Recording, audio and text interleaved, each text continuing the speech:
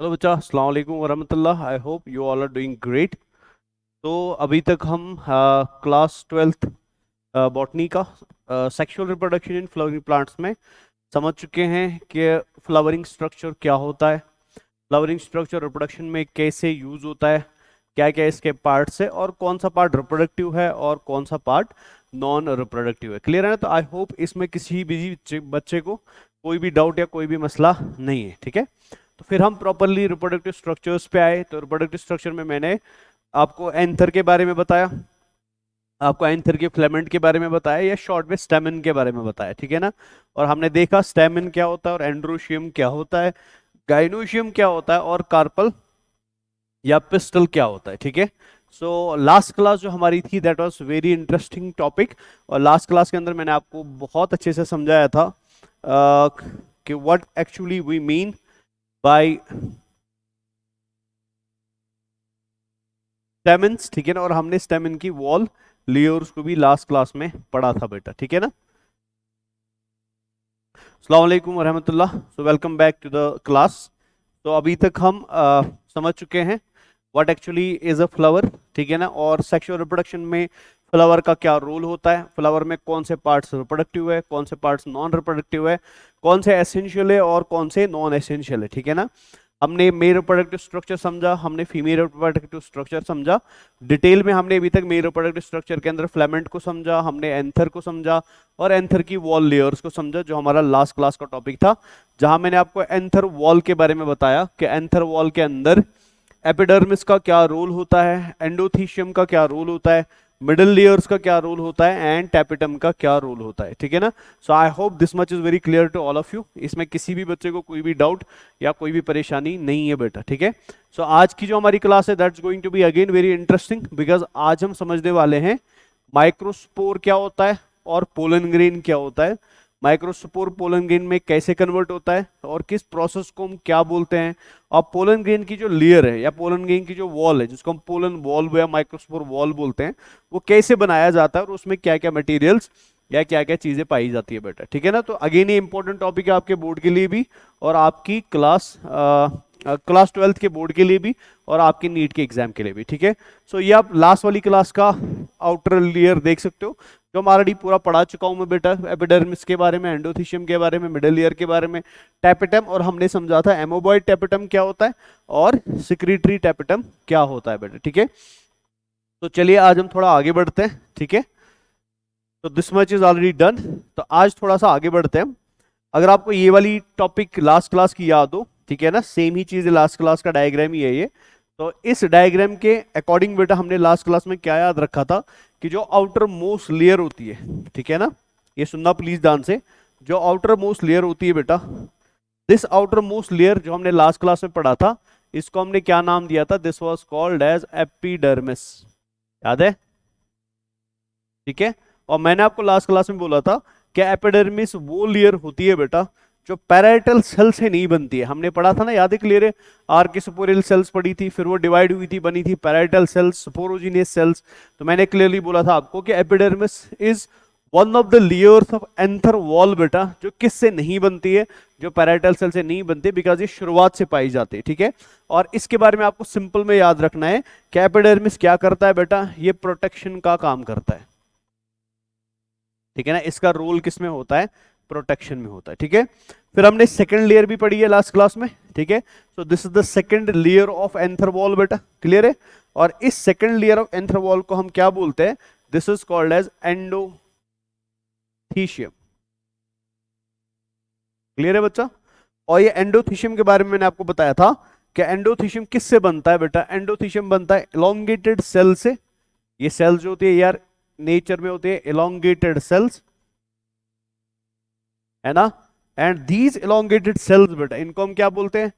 एंडोथीशियल sales बोलते हैं बेटा। They are called as endothecial cells बेटा।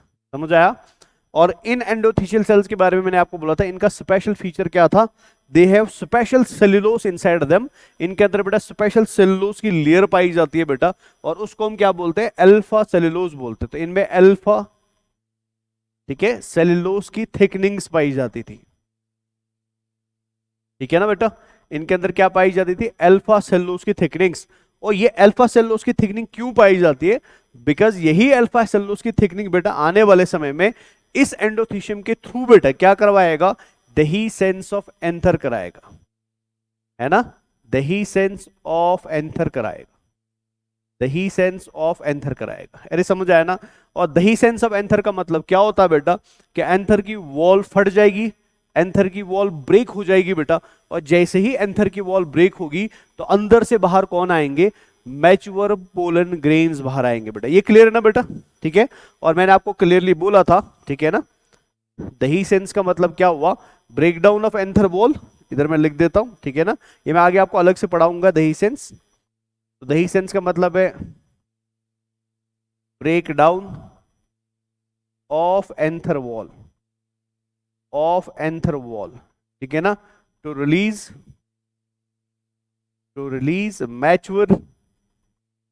मैच्योर पोल, पीजी लिख देता हूं मैं शॉर्ट में, मैच्योर पोलन ग्रेन्स बेटा, क्लियर है। और मैच्योर पोलन ग्रेन्स जब रिलीज होते हैं, इसके बारे में आपको एक इंपॉर्टेंट बात याद रखनी है, when these mature pollen grains are released बेटा, तो यहां पे आपको दो इंपॉर्टेंट बातें याद रखनी, ठीक है ना। बात नंबर 1 जो आपको यहां पे याद रखनी है, दैट इज ये जो मैच्योर पोलन ग्रेन्स रिलीज होते हैं बेटा, ये दो तरीके से रिलीज होते हैं, ठीक है। एंजियोस्पर्म्स के अंदर ये दो तरीके से रिलीज होते हैं बेटा, ठीक है ना। दो तरीके से रिलीज होने का मतलब मेरा क्या हुआ, कि कुछ पोलन ग्रेन्स ऐसे होते हैं बेटा, ठीक है, इधर मैं लिख देता हूं, कुछ पोलन ग्रेन्स ऐसे होते हैं जो 2 सेल स्टेज में रिलीज किए जाते हैं। मतलब ये पोलन ग्रेन के अंदर टोटल 2 ही सेल्स होंगी बेटा। अब वो कैसी 2 सेल्स होंगी, उनके नाम क्या है, वो कैसे बनती है, वो मैं इंशाल्लाह आपको आगे पढ़ाऊंगा पूरा डिटेल में, बस यहाँ पे शॉर्ट में याद रख लो। दही सेंस ऑफ एंथर के समय बेटा एंथर से पोलन ग्रेन 2 तरीके के निकलते हैं। कुछ पोलन ग्रेन्स 2 सेल स्टेज के होते हैं और कुछ पोलन ग्रेन्स बेटा 3 सेल स्टेज के होते हैं बेटा, ठीक है ना। मतलब एंजियोस्पर्म्स के अंदर ड्यूरिंग दही सेंस ऑफ एंथर बेटा 2 तरीके के पोलन ग्रेन्स का फॉर्मेशन होता है। Some pollen grains are made up of 2 cells, some pollen grains are made up of 3 cells. अब ये 2 सेल्स कौन सी है, 3 सेल्स कौन सी है, वो हमें आगे डिटेल में पढ़ना ही पढ़ना है, पर यहाँ पे शॉर्ट में याद रखना कि पॉलिनेशन से पहले बेटा जब दही सेंस होगी, ड्यूरिंग दैट प्रोसेस बेटा the angiosperms show 2 types of pollen grains, that the angiosperms form 2 types of pollen grains during the process of dahi sense beta. Some pollen grains are 2 cell stage and some pollen grains are 3 cell stage. समझ आया ना। अब इसमें आपको exam के लिए एक important बात याद रखनी है, एंजियोस्पर्म्स के अंदर बेटा अप्रोक्सीमेटली 60% एंजियोस्पर्म्स जो होते हैं, 60% एंजियोस्पर्म्स जो होते हैं वो क्या करते हैं बेटा, वो दही सेंस के समय 2 सेल स्टेज पे पॉलिनेशन दिखाते हैं। ये समझ आया ना।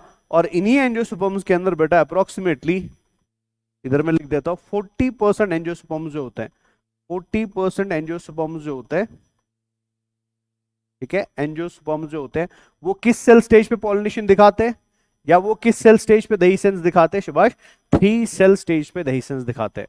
तो ये हम आगे डिटेल में पढ़ने वाले हैं, एनसीईआरटी के अंदर लिखा हुआ है, इसको आप अच्छे से याद रखना, बिकॉज एग्जाम के लिए बहुत ही इंपॉर्टेंट है, ठीक है ना। तो 60% 2 सेल स्टेज पे दिखाते हैं और 40% किस पे दिखाते हैं, 3 पे। ये एग्जाम के लिए इंपॉर्टेंट है, अच्छे से याद रखना है। तो यहां तक तो सारा क्लियर हो गया बेटा, ठीक है ना। अब एंडोथीशियम के अंदर आपको 2 बातें याद रखनी है बेटा, ठीक है। मैं इधर दोनों बता देता हूं, आप दोनों याद रखना, रखिए ध्यान से। आपकी एनसीईआरटी के अंदर लिखा है कि एंथर के अंदर कुछ लॉन्जिट्यूडनल ग्रूव्स पाए जाते हैं, ठीक है ना, कुछ लॉन्जिट्यूडनल डिप्रेशंस पाए जाते हैं, ठीक है। ये लॉन्जिट्यूडनल ग्रूव्स और डिप्रेशंस क्या होते हैं, ये पॉइंट्स होते हैं, दिख रहे हैं ना, मैं इधर स्टार कर देता हूं। ये पॉइंट जो आपको यहां पे दिख रहा है ना बेटा, इस पॉइंट को एनसीईआरटी ने बोला है लॉन्जिट्यूडनल ग्रूव और लॉन्जिट्यूडनल डिप्रेशन, इस पॉइंट को, ठीक है। अब इस पॉइंट को इतना इंपॉर्टेंस क्यों दिया जाता है बेटा, इसके 2 कॉन्सेप्ट है जो आपको याद रखने हैं, ठीक है। इधर मैं लिख देता हूं, 2 कॉन्सेप्ट है। कॉन्सेप्ट नंबर 1, कुछ बुक्स ऐसा लिखती है बेटा कि इन पॉइंट्स के ऊपर, ये दिख रहा है ना, ये पॉइंट, इस पॉइंट के ऊपर, इस पॉइंट को मैं ए नाम देता हूं, ठीक है। पॉइंट ए के ऊपर बेटा एंडोथीशियम की लाइनिंग एब्सेंट होती है, ठीक है ना, एंडोथीशियम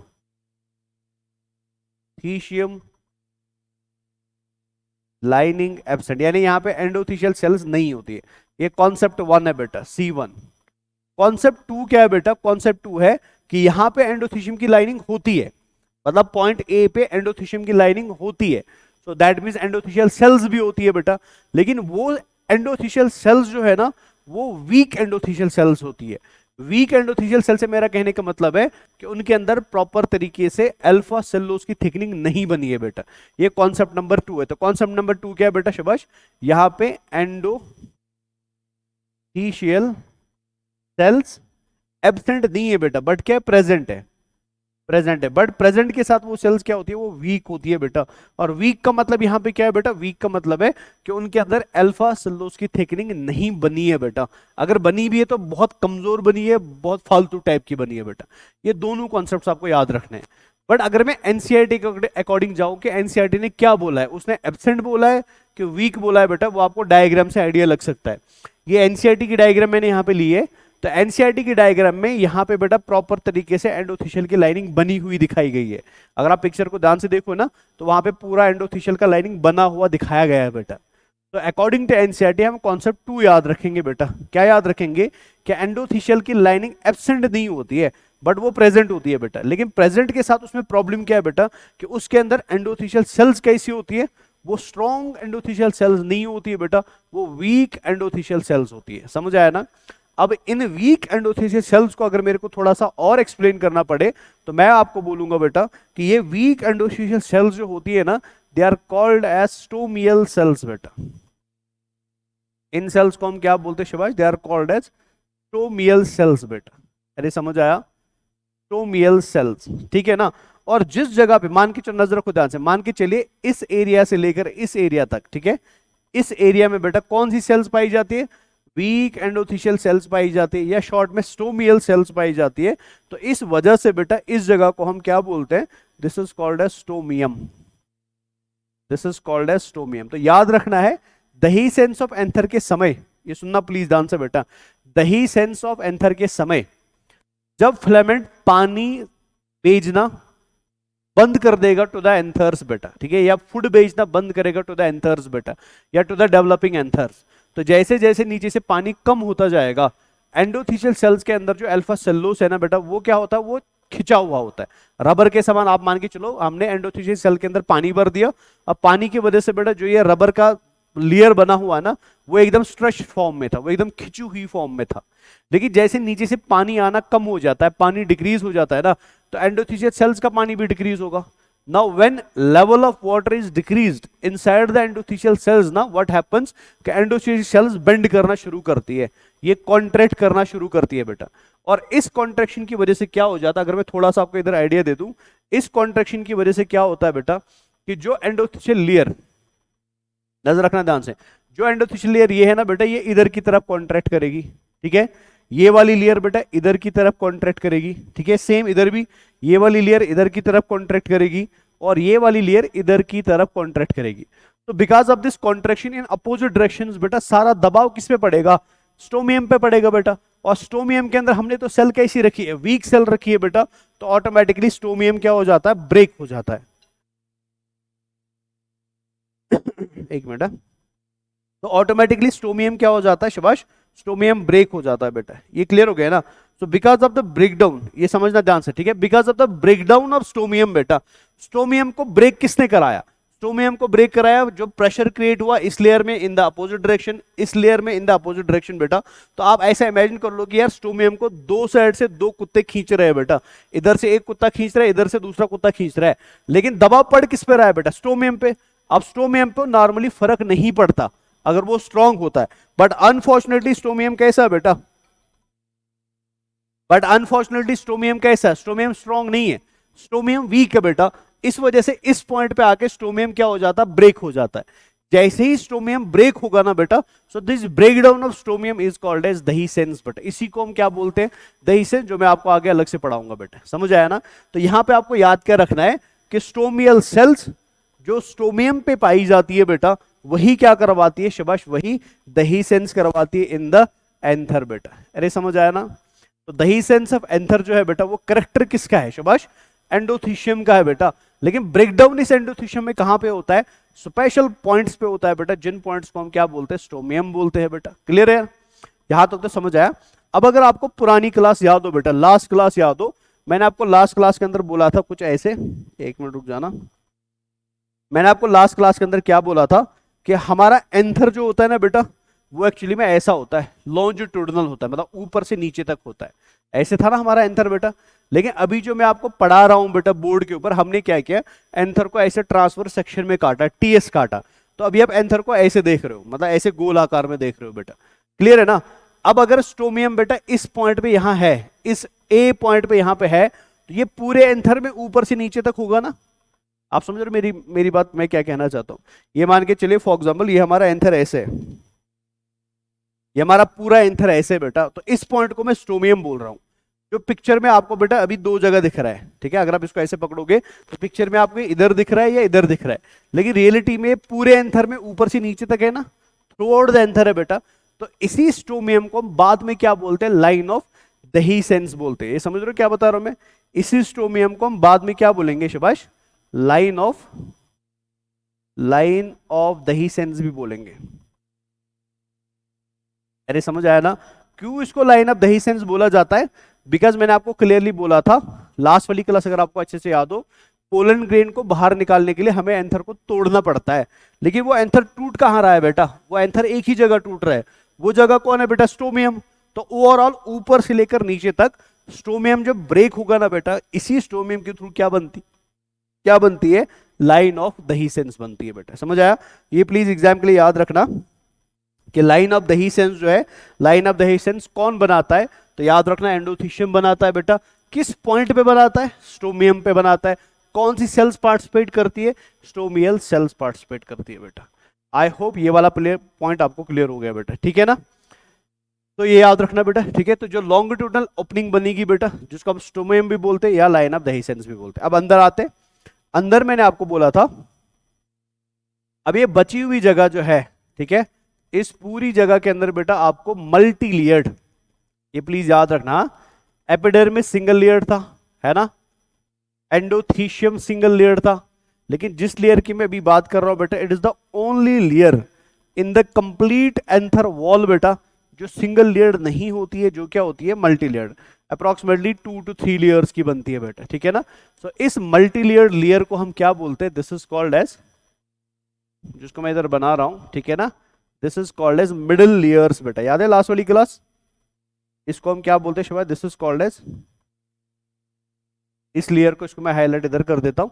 तो these layers are called as शिवाश मिडिल लेयर्स बेटा, मिडिल लेयर्स। अब मिडिल लेयर्स के बारे में आपको क्या याद रखना है, ये जरा ध्यान से सुनना, ये इंपॉर्टेंट है बेटा।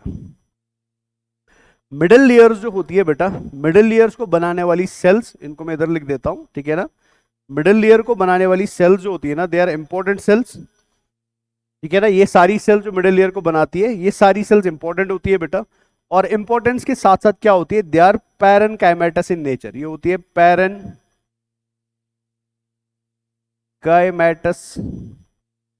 सेल्स बेटा। ये आपने क्लास 11th के अंदर पढ़ा होगा, पैरेनकाइमा, कोलेनकाइमा, स्क्लेरेनकाइमा। तो मिडिल लेयर की सेल्स कैसी सेल्स होती है, पैरेनकाइमा सेल्स होती है। और इन सेल्स का इंपॉर्टेंट फीचर क्या है बेटा, they store nutrition inside them बेटा, ये न्यूट्रिएंट स्टोरिंग सेल्स होती है, ठीक है ना। They are nutrient storing cells बेटा। जब एंथर डेवलप हो रहा होता है, ठीक है, एंथर परिपक्व हो रहा होता है, एंथर मैच्योर हो रहा होता है, so during the maturation of anther बेटा, ये सेल्स जिनको हम मिडिल लेयर सेल्स बोलते हैं, ये सेल्स कंटिन्यूअसली अपने अंदर क्या जमा करती है, न्यूट्रिशन जमा करती है। क्यों जमा करती है बेटा, वो जरा ध्यान से सुनो, नजर रखिए ध्यान से। इस पॉइंट के अंदर अगर आप देखोगे ना, इस ग्रीन लाइन के अंदर कौन बैठे हैं बेटा, सुपोरोजिनेस सेल्स बैठी है। और सुपोरोजिनेस सेल ही फ्यूचर का क्या है, माइक्रोसुपोरे, या फ्यूचर का क्या है बेटा, पोलन ग्रेन है। आप समझ रहे हो ना, यही सेल फ्यूचर में क्या बनाने वाली है, माइक्रोसुपोर बनाने वाली है या पोलन ग्रेन बनाने वाली है। अब during the process of maturation बेटा, जैसे जैसे एंथर मैच्योर होता जाएगा ना, तो हमें इन पोलन ग्रेन सेल्स को, हमें इन सुपोरोजिनेस सेल्स को, या हमें इन माइक्रोसुपोर सेल्स को न्यूट्रिशन प्रोवाइड करने की जरूरत है बेटा, हमें उनको खाना देने की जरूरत है। आप समझ रहे हो ना, जैसे ही फिलामेंट नीचे से खाना देना बंद करेगा, जैसे जैसे मैच्योरेशन का समय आएगा एंथर का, तो फिलामेंट खाने का सप्लाई बंद कर देता है। अब जैसे फिलामेंट खाने का सप्लाई बंद करेगा पोलन ग्रेन को, तो तब भी हमें खाना देना पड़ेगा। तो वो खाना देने के लिए सबसे पहले अपने आप को मार डालती है, सबसे पहले अपने आप को शहीद करती है, सबसे पहले अपने आप को सेक्रीफाइस जो सेल्स करती है ना बेटा, वो कौन सी सेल्स होती है? वो मिडल लेयर सेल्स होती है। आप समझ रहे हो ना? यानी मिडल लेयर जो है, इट इज द लेयर जो पोलन ग्रेन को जिंदा रखने के लिए क्या करते हैं? सबसे पहले मर जाती है बेटा।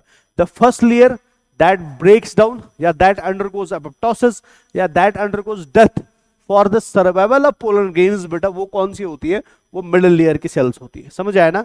इस वजह से इन सेल्स को या इन लेयर्स को हम एपिमिरल भी बोलते हैं। इसको हम एपिमिरल लेयर भी बोलते हैं, एपिमिरल सेल्स भी बोलते हैं, बिकॉज ये सबसे पहले मरती है बेटा किसको जिंदा रखने के लिए? पोलन ग्रेन्स को जिंदा रखने के लिए बेटा। अरे समझ आया ना? तो जब ये मरना शुरू हो जाती है ना, तो मरने के समय बेटे ये क्या करती है? इनके अंदर जितना भी न्यूट्रिशन था ना, वो ये सारा न्यूट्रिशन सप्लाई करते हैं किसमें? इन लेयर्स में बेटा, जिनको हम क्या नाम देते हैं? टैपिटल लेयर्स नाम देते हैं। समझ आया? तो इधर भी न्यूट्रिशन जाएगा ऐसे। ये क्लियर है? तो यहाँ पे ऐसे न्यूट्रिशन किसके पास आता है? टैपिटल लेयर्स के पास आता है। ये समझ आया मैंने क्या बोला? तो टैपिटल लेयर्स के अंदर खुद भी खाना बनाने की सलाहियत है, खुद भी न्यूट्रिशन बनाने की सलाहियत है, बट उसके अलावा बेटा उनमें न्यूट्रिशन सप्लाई कहाँ से आता है? मिडल लेयर से आता है, बिकॉज मिडल लेयर्स ऐसी लेयर्स है बेटा जो मर जाती है बिफोर द हीसेंस बेटा, during maturation of pollen grain, ताकि पोलन ग्रेन क्या रहे? जिंदा रहे बेटा। आप समझ रहे हो ना? जैसे आपके माँ बाप है बेटा, आपके माँ बाप अपने आप को कितनी मुश्किलों पे पार कराते हैं, कितनी परेशानियां उठाते हैं, कितना हेडेक, कितना स्ट्रेस उठाते हैं, ताकि आपको जिंदगी में किसी चीज की कमी ना हो बेटा।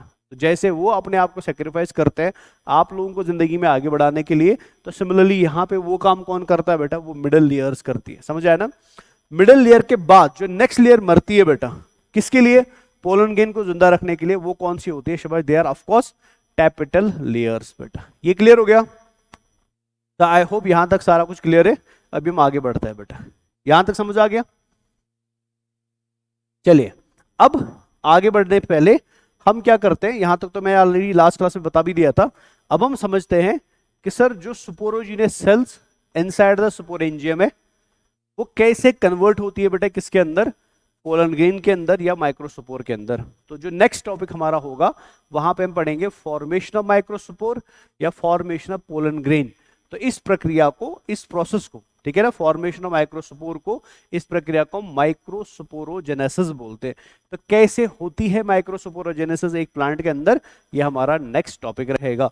But before going to that topic, इस पिक्चर में मैं और दो कॉन्सेप्ट समझाना चाहता हूं जो आपको याद रखने हैं बेटा, ठीक है ना? नजर रखिए प्लीज ध्यान से। लास्ट क्लास के अंदर मैंने आपको बोला था कि ये जो आपको गोल आकार का स्ट्रक्चर यहां पे दिख रहा है ना, इस गोल आकार के स्ट्रक्चर को हम क्या बोलते हैं? This is called as micro, इधर मैं लिख देता हूं, this is called as microsporangium, है ना बेटा? माइक्रो सुपोरेंजियम, ठीक है। अकेले में इसको बोला जाता है माइक्रो सुपोरेंजियम और एक साथ सबको बोला जाता है माइक्रोस्पोरेंजिया। तो अगर मैं आपको बोलूं बेटा कि इस पिक्चर के अंदर कितने माइक्रोस्पोरेंजियम है, तो 4 माइक्रोस्पोरेंजियम है बेटा। समझ आए ना? तो इंडिविजुअली इनको बोला जाए, ये है माइक्रोस्पोरेंजियम 1, ये है माइक्रोस्पोरेंजियम 2, ये है माइक्रोस्पोरेंजियम 3 और ये है माइक्रोस्पोरेंजियम 4। लेकिन इकट्ठे इनको क्या बोला जाता है? माइक्रोस्पोरेंजिया बोला जाता है। तो रेंजियम एक के लिए बोला जाता है, रेंजिया सबके लिए बोला जाता है, ठीक है। अब नजर रखिए ध्यान से। लास्ट क्लास में मैंने आपको बोला था, इधर मैं ऐसे बना देता हूं, लास्ट क्लास में मैंने आपको बोला था अगर मैं बीच में लाइनें खींचूं, है ना, ऐसे, तो इसको हमने बोला था लोब 1 और इसको हमने बोला था लोब 2। लोब 1 के अंदर जो 2 माइक्रोस्पोरेंजिया होते हैं ना, इनको हम पोलन सैक्स भी बोलते हैं बेटा। क्या बोलते हैं? 2 माइक्रोस्पोरेंजियम्स ऑन वन साइड बेटा, ठीक है ना, इनको हम क्या बोलते हैं? पोलन सैक्स बोलते हैं। तो पोलन सैक, तो मतलब एक लोब के अंदर कितने पोलन सैक है? एक पोलन सैक है बेटा, बिकॉज दोनों को एक साथ क्या बोला जाता है? पोलन सैक बोला जाता है। अलग अलग क्या बोला जाता है? माइक्रोस्पोरेंजियम बोले। ये आपकी बुक में भी लिखा है बेटा, एनसीईआरटी के अंदर, वहां पे लिखा है कि माइक्रोस्पोरेंजिया फिर कन्वर्ट होता है पोलन सैक में बेटा। Microsporangia converted into pollen sacs. कैसे? बिकॉज ये दोनों मिलके बाद में क्या बनाते हैं बेटा? एक पोलन सैक बनाते हैं। समझ आया?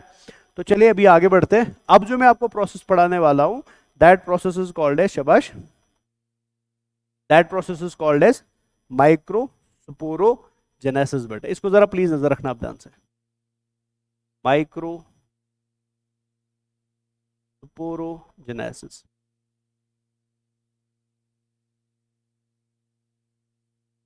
माइक्रोस्पोरोजेनेसिस का मतलब है फॉर्मेशन ऑफ माइक्रोस्पोर बेटा। कैसे बनेगा उसको हम समझते हैं बेटा, नजर रखना प्लीज ध्यान से। यहां अगर आप पिक्चर ध्यान से देखोगे तो यहां आपको दिख रहे हैं 4 माइक्रोस्पोरेंजियम। तो मैं 4 में से एक को बाहर निकालता हूं, मान के चलिए फॉर एग्जाम्पल हमने इस एक को बाहर निकाल दिया और इसको हम नेक्स्ट पिक्चर में समझने की कोशिश करते हैं। ये जरा नजर रखना ध्यान से बेटा। तो ये हमारा इधर है बेटा एक माइक्रोस्पोरेंजियम बेटा, है ना, और ये इसके बाहर है टैपिटल सेल्स।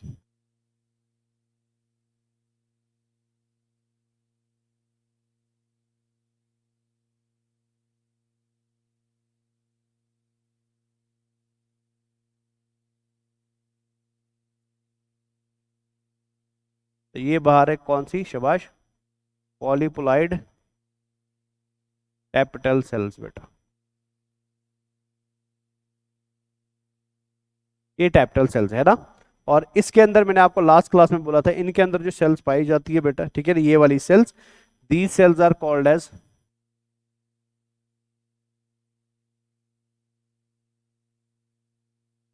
सेल्स, आपको इनके अंदर दिखाई दे रही है। इन सेल्स को हम क्या बोलते हैं शाबाश, they are called as sporogenous cells या सुपोरोजिनियस टिश्यू। याद है ना, जो कहां से बनी थी बेटा, आर के सुपोरियल सेल के माइटोसिस से बनी थी एंड डिफरेंशिएशन से बनी थी। आई होप ये क्लियर है, इसमें मेरे को बताने की जरूरत दोबारा नहीं पड़नी चाहिए, ठीक है। अब देखो क्या होता है, जो इस कैपिटल लेयर के अंदर या इस माइक्रोस्पोरेंजियम के अंदर सुपोरोजिनियस सेल्स है बेटा, ठीक है ना, ये माइटोसिस करेगी या माइटोसिस नहीं करेगी। माइटोसिस कब करेगी बेटा, अगर आप ध्यान से देखो ये माइक्रोस्पोरेंजियम दिख रहा है, अगर माइक्रोस्पोरेंजियम के अंदर खाली जगह दिख रही है बेटा, दिख रहा है ना यहाँ पे खाली जगह दिख रही है, तो अगर इन सुपोरोजिनियस सेल्स को माइक्रोस्पोरेंजियम में खाली जगह दिख रही है तो इस खाली जगह को भरने के लिए बेटा ये सेल्स क्या कर सकते हैं, दे कैन अंडरगो माइटोसिस। ये माइटोसिस करेंगी और तब तक माइटोसिस करती रहेंगी बेटा जब तक ये पूरी खाली जगह क्या ना हो, फिल ना हो बेटा, ये पूरी जगह भरी ना जाए बेटा, आप समझ रहे हो ना। और एक बार ये पूरी जगह भर जाएगी बेटा, कंप्लीटली फिल हो जाएगी, ऑटोमेटिकली इनका माइटोसिस क्या हो जाता है, स्टॉप हो जाता है। ये एक सिंपल कॉन्सेप्ट जो आप याद रखोगे कि सुपोरोजिनस सेल्स और सुपोरोजिनस टिश्यू कैन अंडरगो माइटोसिस और can not undergo mitosis. Difference क्या है बेटा, माइटोसिस नहीं करेगा अगर पूरी जगह फिल्ड है, माइटोसिस करेगा अगर जगह है बेटा, समझ आया। तो पुरानी कहानी आपको याद है, मैंने आपको बोला था फ्लावर के फ्लोरल प्राइमोडिया में मेरिस्टेमेटिक सेल्स थी, मेरिस्टेमेटिक सेल्स ने डिवाइड किया तो आर्किस्पोरियल सेल्स बनी, आर्किस्पोरियल सेल्स ने डिवाइड किया तो 2 सेल्स बनी, parietal cells and sporogenous cells, primary sporogenous cells. जो प्राइमरी पैराइटल सेल्स थी बेटा उन्होंने एंथर के वॉल को बनाया, जो प्राइमरी सुपोरोजिनस सेल्स थी वो वैसी ही रही जो आपको इधर पिक्चर में दिख रही है बेटा, समझ आया। तो इस पिक्चर के अंदर यहाँ पे जो आपको पिक्चर में दिख रही है सेल्स, जिनको मैं थोड़ा हाईलाइट कर देता हूं बेटा, ठीक है, इधर लिख देता हूं मैं, now these cells in the picture they are specialized meristematic cells बेटा, ठीक है ना। और इन सेल्स को हम क्या बोलते हैं, they are called as primary, they are called as primary sporogenous cells, है ना बच्चा। और यहां आपको एक सेल तो नहीं दिखाई दे रही है, बहुत सारी सेल्स दिखाई दे रही है, तो आप इसको प्राइमरी सुपोरोजिनस टिश्यू भी बता सकते हो, है ना बच्चा। ये पहली बात आप याद रखोगे। दूसरी बात आप क्या याद रखोगे कि सर ये जो प्राइमरी सुपोरोजिनस सेल्स है इनकी पोलैरिटी लेवल क्या है बेटा, तो आंसर ऑलरेडी आपको पता है, ये बनी थी मेरिस्टेमेटिक सेल की माइटोसिस से, याद है ना, ये बनी थी आर्किस्पोरियल सेल की माइटोसिस से बेटा। तो अगर सेल के अंदर एंसेस्टर का माइटोसिस हुआ है बेटा, यानी इस सेल से बनने वाली पहले सेल्स का माइटोसिस हुआ है, तो ऑटोमेटिकली फिर ये सेल कैसा होगा बेटा, ये अपने एंसेस्टर के जैसा होगा कि उनसे अलग होगा, ऑफ कोर्स अपनी एंसेस्टर के जैसा होगा। इसका एंसेस्टर कौन है, आर्किस्पोरियल सेल, वो क्या थी, डिप्लॉइड। आर्किस्पोरियल सेल का एंसेस्टर कौन है, मेरिस्टेमेटिक सेल, वो भी क्या थी, डिप्लॉइड। तो ऑटोमेटिकली बेटा ऑल प्राइमरी सुपोरोजिनस सेल्स ये भी नेचर में क्या होती है बेटा, they are also 2n, 2n का मतलब क्या है बेटा, ये भी डिप्लॉइड होती है। ये समझ आया ना, यहां तो क्लियर हो गया। तो पहले आप यही याद रखोगे कि primary sporogenous cells, primary sporogenous cells are present inside one microsporangium, ठीक है ना। चारों के अंदर सेम टाइप की सेल्स पाई जाती है। ये सेल्स कहां से बनी है बेटा? They have been formed from archesporial cells. Archesporial cell कैसा था? डिप्लॉयड। और ये सेल भी ऑफकोर्स कैसी होगी बेटा सुभाष? डिप्लॉयड होगी। यहां तक तो समझ आ गया। अब आगे बढ़ते हैं, अब नजर रखना प्लीज ध्यान से बेटा। अब क्या होता है बेटा,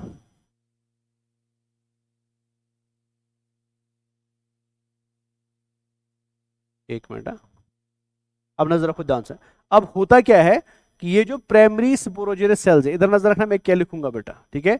ये जो प्राइमरी स्पोरोजेनस सेल्स है बेटा, इनको अल्लाह ने ताकत दी है that these primary sporogenous cells can act, ठीक है, can act as microspore mother cells, can act as microspore mother cells, ठीक है ना। also called as pollen mother cells, also called as pollen mother cells, है ना बेटा। also called as microcytes बेटा, microcytes बेटा, also called as myocytes बेटा। ये हमेशा याद रख लेना, बॉटनी के अंदर बेटा उन सेल्स को हम मियोसाइट्स बोलते हैं जो आने वाले समय के अंदर बेटा क्या करेंगी? मियोसिस करेंगी। समझ आया ना? तो मतलब शॉर्ट में पोलन मदर सेल एक मियोसाइट है बिकॉज आगे मियोसिस करेगा, माइक्रोसाइट बिकॉज ये आगे जाके माइक्रोस्पोर बनाएगा, माइक्रोस्पोर मदर सेल भी एक मियोसाइट है बिकॉज आगे जाके क्या होने वाली है शाबाश? मियोसिस होने वाली है। ये समझ आया? फिर से मैं एक बार बता देता हूं। तो ये हमारी बाहर ग्रीन कलर में टैपिटल सेल्स है। टैपिटल सेल्स के अंदर बेटा बहुत सारी क्या है शाबाश? डिप्लॉयड सेल्स है। जिन डिप्लॉयड सेल्स को हम क्या बोलते हैं? प्राइमरी सुपरओजेनस सेल्स बोलते हैं। ये प्राइमरी सुपरओजेनस सेल्स बेटा अपनी जिंदगी में एक्ट कर सकती है। दे कैन एक्ट बेटा, मतलब ये एक तरीके से अपने आप को शो कर सकती है बेटा एज सेल्स जो फ्यूचर में क्या बनाएंगी बेटा? माइक्रोस्पोर्स बनाएंगी, ठीक है ना। Because they have the tendency to act as एक मिनट सॉरी,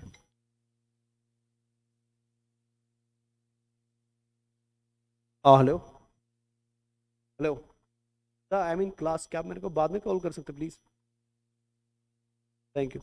चलिए, अब ये जो सेल्स मैंने आपको यहाँ पे बताई ना बेटा, ठीक है ना, तो ये क्या है बेटा? They can act as microspore mother cells, pollen mother cells बेटा। समझ आया ना? इनके अलग अलग नाम है। इनको माइक्रोस्पोर मदर सेल भी बोल सकते हो, इनको पोलन मदर सेल भी बोल सकते हो, इनको माइक्रोसाइट्स भी बोल सकते हैं, माइक्रोस्पोरोसाइट्स भी लिखा जाता है, ठीक है ना। माइक्रोस्पोरोसाइट्स भी बोल सकते हो, या आप इनको क्या बोल सकते हो? मियोसाइट्स भी बोल सकते हो। समझ आया ना?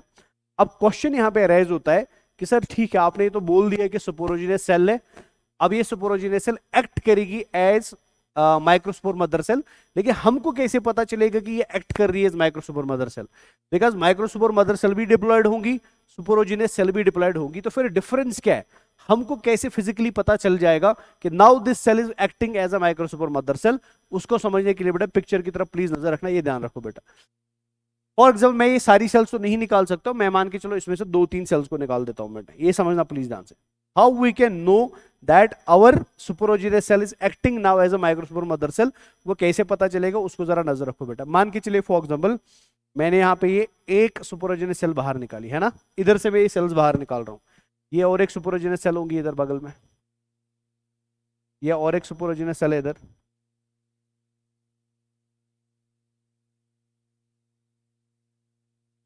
ये और एक सुपरओजिनस सेल है इधर,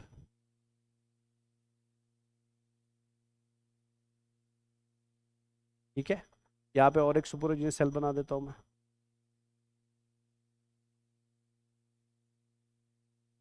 ये और एक सुपरओजिनस सेल है, ठीक है। मल्टीपल सुपरओजिनस सेल्स है यहाँ पे ऐसे,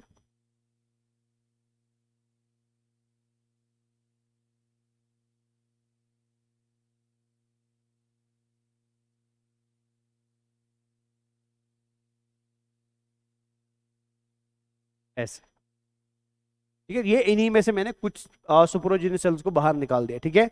और हर सुपरओजिनस सेल क्या है बेटा? हर सुपरओजिनस सेल डिप्लॉयड है ना, ये सारी सेल्स डिप्लॉयड सेल्स है बेटा, ऐसे है ना। और इनके बाहर क्या है शबाश? इनके बाहर है लेयर किसका शबाश? ऐसे मैं बना देता हूं, इनके बाहर लेयर है बेटा किसका शबाश? टैपिटल सेल्स का बेटा। ये क्लियर है? अब नाउ हम कैसे बता सकते हैं दैट हमारी सुपरओजिनस सेल एक्ट कर रही है एज माइक्रोस्पोर मदर सेल? उसको समझने के लिए ये कॉन्सेप्ट आपको हमेशा याद रखना बेटा। कॉन्सेप्ट क्या है? देखा गया बेटा कि जब ये सेल्स माइक्रोस्पोरेंजियम के अंदर होती है और इनका नाम होता है sporogenous cell. So during this life बेटा, जब इनका नाम स्पोरोजेनियस सेल है, इन सेल्स के बीच में ना बेटा प्लाज्मोडेस्माटा के कनेक्शंस पाए जाते हैं, है ना। क्लास 11th के अंदर आपने ऑलरेडी प्लाज्मोडेस्माटा पढ़ा है बेटा। प्लाज्मोडेस्माटा क्या होता है बेटा, ये प्रोटोप्लाज्मिक कनेक्शंस होते हैं किनके बीच में, दो सेल्स के बीच में। जैसे आप यहाँ पर देख सकते हो, ये सेल्स के बीच में बेटा आपस में क्या है शबाश, प्रोटोप्लाज्मिक कनेक्शन है बेटा। दिख रहे हैं ना, सारी सेल्स के बीच में प्रोटोप्लाज्मिक कनेक्शंस है। एंड दीज प्रोटोप्लाज्मिक कनेक्शंस बेटा, इनको हम क्या बोलते हैं शबाश, they are called as plasmodesmata. ये क्लियर हुआ, ये है प्लाज्मोडेस्माटा। डन है भाई यहां तक। नाउ जब ये सेल एक्ट करना शुरू करती है बेटा, ये सुनना प्लीज ध्यान से। नाउ व्हेन दीज सेल्स, जिनको हम सुपोरोजेनियस सेल्स बोलते हैं, जब ये एक्ट करना शुरू करती है बेटा, क्या है, एज शाबाश माइक्रोस्पोर मदर सेल। तो माइक्रोस्पोर मदर सेल एक्ट करने के लिए बेटा ये सेल्स क्या करती है, ये अगेन हमारी बेटा यहां पे है सॉरी, ये अगेन हमारे यहां पे है बेटा सुपोरोजेनियस सेल है ना, ये और एक सुपोरोजेनियस सेल, ये और एक सुपोरोजेनियस सेल, मेनी सुपोरोजेनियस सेल्स, ये अगेन और एक सुपोरोजेनियस सेल, इधर और एक सुपोरोजेनियस सेल बनाते हैं, है ना, जैसे मैंने अभी बनाए थे। ये और एक सुपोरोजेनियस सेल, क्लियर है, और यहाँ पे और एक सुपोरोजेनियस सेल है बेटा, ये ऐसे सुपोरोजेनियस सेल्स है ना। Now when these microspore mother, when these sporogenous cells start to act, जब ये सुपोरोजेनियस सेल्स बेटा एक्ट करना शुरू करती है क्या, एज माइक्रोस्पोर मदर सेल, तो इनमें एक बड़ा चेंज आता है बेटा। वो चेंज क्या आता है कि ये अपने इन प्लाज्मोडेस्माटा कनेक्शंस को क्या कर देती है बेटा, तोड़ देती है या शॉर्ट में ब्रेक कर देती है बेटा। समझ रहे क्या बता रहा हूं मैं, यानी हम कब बता सकते हैं कि सुपोरोजेनियस सेल नाउ एक्ट कर रही है एज माइक्रोस्पोर मदर सेल, तो आंसर सिंपल आएगा कि अगर उसमें प्लाज्मोडेस्माटा के कनेक्शंस है तो भैया वो सुपोरोजेनियस सेल है, और अगर उसमें प्लाज्मोडेस्माटा के कनेक्शन नहीं है, ये सेल अलग अलग हो चुके हैं बेटा by the breakdown of plasmodesmata, तो अब इन सेल्स को क्या बोला जाता है, माइक्रोस्पोर मदर सेल्स बोला जाता है, पोलन मदर सेल्स बोला जाता है, एंड अदर नेम्स बेटा। समझ आया ना, यानी डिफरेंस क्या है बेटा सुपोरोजेनियस सेल में एंड एक, मैं इधर लिख देता हूं पहले, ठीक है ना, ये बाहर ऐसे है कवर, ठीक है, कैपिटल सेल्स का। तो क्या डिफरेंस है बेटा एक सिंपल सुपोरोजेनियस सेल में और एक माइक्रोस्पोर मदर सेल में बेटा, तो डिफरेंस क्या है बेटा शबाश, ब्रेकडाउन ऑफ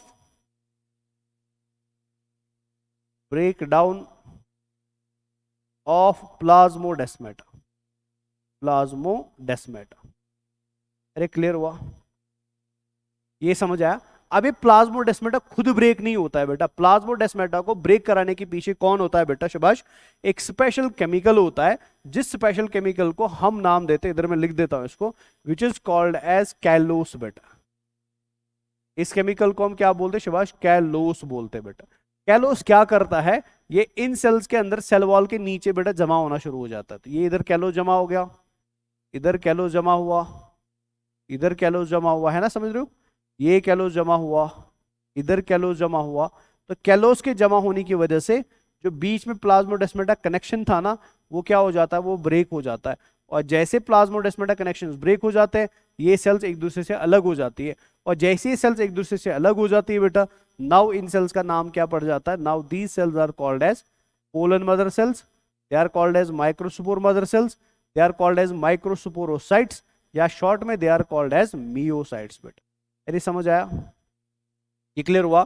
तो मतलब कैलोस का होना या ना होना बेटा डिटरमाइन करता है कि आपकी सेल तो पोरोजीनियस सेल है कि शाबाश पोलन मदर सेल है। तो इनको हम पोलन मदर सेल्स बोलते हैं, माइक्रोस्पोर मदर सेल्स बोलते हैं, माइक्रोस्पोरोसाइट्स बोलते हैं, ठीक है, या मियोसाइट्स बोलते हैं। समझ आया ना, ये यहां तो एकदम क्लियर है सारा का सारा। अब इसके आगे क्या होगा बेटा, सुनना प्लीज ध्यान से। Now all these pollen mother cells, ठीक है ना, या माइक्रोस्पोरोसाइट्स, दे आर डिप्लॉयड बेटा। ये सारी सेल्स क्या है, every cell in this picture is a diploid cell बेटा, बिकॉज अभी तक कंटिन्यूसली क्या चला है, माइटोसिस चला है बेटा, है ना। जब हम माइक्रोस्पोरोजेनेसिस की बात करते हैं तो हम बोलते हैं माइक्रोस्पोरोजेनेसिस का मतलब क्या होता है, माइक्रोस्पोरोजेनेसिस का मतलब होता है conversion of a microspore mother cell या diploid microspore mother cell into haploid microspore बेटा, समझ आया ना। जब एक डिप्लॉइड सेल कन्वर्ट होगी एक हैप्लॉइड सेल के अंदर बेटा, और उस हैप्लॉइड सेल का नाम माइक्रोस्पोर होगा, ऐसी प्रोसेस को हम क्या बोलते हैं, माइक्रोस्पोरोजेनेसिस बोलते हैं। तो यहां तक तो ऐसा कहीं नहीं हुआ ना, यहां तक तो डिप्लॉइड डिप्लॉइड में ही कन्वर्ट होता गया। अब अगर हम इस डिप्लॉइड सेल को कन्वर्ट करना चाहते हैं बेटा किसके अंदर, एक हैप्लॉइड सेल के अंदर बेटा, तो हैप्लॉइड सेल के अंदर कन्वर्ट करने के लिए हमें यहां पे क्या करना पड़ेगा, माइटोसिस करना पड़ेगा कि मियोसिस करना पड़ेगा, शाबाश, ऑफ कोर्स मियोसिस करना पड़ेगा, समझ आया ना। तो पहले होगा मियोसिस 1, मियोसिस 1 जो आपने ऑलरेडी क्लास 11 में पढ़ा, तो यहां पढ़ाने की जरूरत नहीं है। फिर होगा मियोसिस 2, क्लियर है बेटा, समझ आया ना। किसी एक सेल का, हम इसमें से किसी भी एक सेल को ले सकते हैं, मान लो चलो फौज में इस ए सेल को ले रहा हूं बेटा, है ना, जो इस एक सेल का होगा वही बाकी सारी सेल्स का भी होगा बेटा। तो हम समझने के लिए खाली एक सेल को ले लेते हैं। तो ये ए सेल, जिस ए सेल का नाम क्या है, पोलन मदर सेल, जिस ए सेल का नाम क्या है, माइक्रोस्पोर मदर सेल बेटा, ये ए पोलन मदर सेल या माइक्रोस्पोर मदर सेल क्या करेगी, मियोसिस 1 करेगी। जब भी मियोसिस 1 करेगी बेटा तो कितनी सेल्स बनेंगी, आपको ऑलरेडी पता है बेटा, सेल्स बनेंगी 2, ये होगा सेल नंबर 1, ये होगा सेल नंबर 2, मान लो ये A1 और ये है A2 बेटा। अब ये A1 एंड A2 किस में जाएगी, मियोसिस 2 में जाएगी। तो जब A1 मियोसिस 2 में जाएगी बेटा, तो यहां बनेगा A1 डैश, ठीक है, A1 डैश, है ना। फिर ये A2 जब जाएगी मियोसिस 2 में, यहां बनेगा A2 डैश और A2 डैश। तो टोटल बेटा इस A सेल से कितनी सेल्स बनेंगी, 4 सेल्स बनेंगी। आप समझ रहे हैं मैं क्या बता रहा हूं ना। इस प्रोसेस को बेटा, जहां पे पोलन मदर सेल की मियोसिस हो रही है बेटा, और क्या बन रहे, एक पोलन मदर सेल से 4 सेल्स बन रही है बेटा, this process is called as sporic meiosis बेटा। इस प्रोसेस को हम क्या बोलते हैं, शाबाश, स्पोरिक मियोसिस बोलते हैं, समझ आया ना।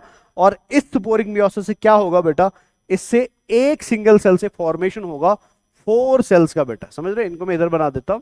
तो एक सिंगल सेल से कितनी सेल्स बनेंगी, 4 सेल्स बनेंगी ऐसे। ये सेल नंबर 2 बना, ठीक है, ये सेल नंबर 3 बना, और ये बना सेल नंबर 4। ये क्लियर हुआ। और हर सेल बेटा इन 4 सेल्स में कैसी है, हैप्लॉइड, हैप्लॉइड, हैप्लॉइड और हैप्लॉइड बेटा। अरे समझ आ रहा है क्या बता रहा हूं मैं, ये क्लियर हुआ ना। लेकिन यहां एक प्रॉब्लम है बेटा, प्रॉब्लम क्या है, अगर आप ध्यान से देखोगे, यहां पे मियोसिस इस ए सेल का हुआ बेटा, जो ए सेल किससे गिरी थी, कैलोस की लेयर से गिरी थी ना। तो यहां पे क्या होता है, ये चारों सेल्स अलग अलग नहीं रहती है बेटा, ये चारों सेल्स एक साथ चिपकी रहती है, बिकॉज इनके बाहर बेटा क्या रहता है, कैलोस का कवर रहता है, कैलोस की लाइनिंग रहती है बेटा, समझ आया। नॉर्मली मियोसिस के अंदर जो 4 सेल्स बनती है बेटा, वो अलग हो जाती है, वो सेपरेट हो जाती है बेटा, क्लियर है ना, बिकॉज उनको जोड़ने वाला कोई स्ट्रक्चर नहीं होता है। लेकिन प्लांट्स के अंदर, एंजियोस्पर्म्स के अंदर जो 4 हैप्लॉइड सेल्स बनती है, जिन 4 हैप्लॉइड सेल्स को अब हम क्या नाम देते हैं, now these 4 haploid cells they are called as microspores बेटा। इनको हम क्या बोलते हैं, शाबाश, माइक्रोस्पोर्स बोलते हैं।